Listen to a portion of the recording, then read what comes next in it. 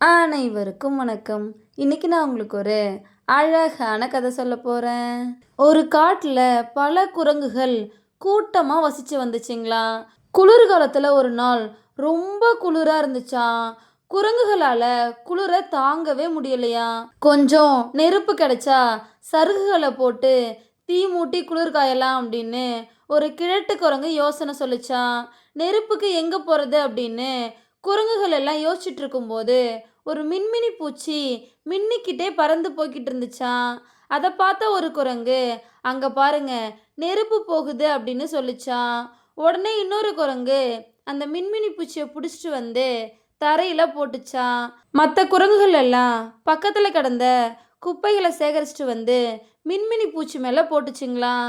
குரங்குகள் எல்லாம் நெருப்பு கொழுந்து விட்டு எரிய போகுது அப்படின்னு எதிர்பார்த்து காத்துட்டு இருந்துச்சுங்களாம். ஆனா தீ எரியவே இல்லையா.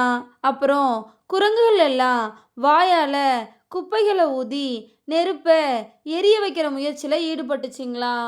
மரத்துல உக்காந்து இதெல்லாம் கவனிச்சிட்டு இருந்த ஒரு பறவை சத்தமா சிரிச்சுக்கிட்டே மரத்துல இருந்து இறங்கி கீழே வந்து உக்காந்துச்சான். அப்புறம் குரங்குகளை பார்த்து, நண்பர்களே, மின்மினி பூச்சியை நெருப்புன்னு நினைச்சி தீ மூட்டுறதுக்கு முயற்சி பண்ணிட்டு இருக்கீங்க. நீங்கள் என்னதான் வாயால் ஊதினாலும் மின்மினி பூச்சிக்கிட்ட இருந்து நெருப்பு வரவே வராது அப்படின்னு குரங்குகளுக்கு புத்திமதி சொல்லிச்சான். அதுக்கு குரங்குகள் எல்லாம் வாயை மூடிட்டு உன் வேலையை பாரு அப்படின்னு சொல்லிட்டு மறுபடியும் குப்பையை வாயால் ஊதி தீ உண்டாக்க முயற்சி பண்ணுச்சிங்களாம். அந்த பறவை குரங்குகளோட முட்டாள்தனத்தை பார்த்து பரிதாபப்பட்டு திரும்ப திரும்ப குரங்குகளுக்கு புத்திமதி சொல்லிக்கிட்டே இருந்துச்சா. இதனால கோபமான குரங்குகள் எல்லாம் பறவை மேலே பாஞ்சு அதை பிடிச்சி தரையில மோதி கொன்னுச்சிங்களாம்.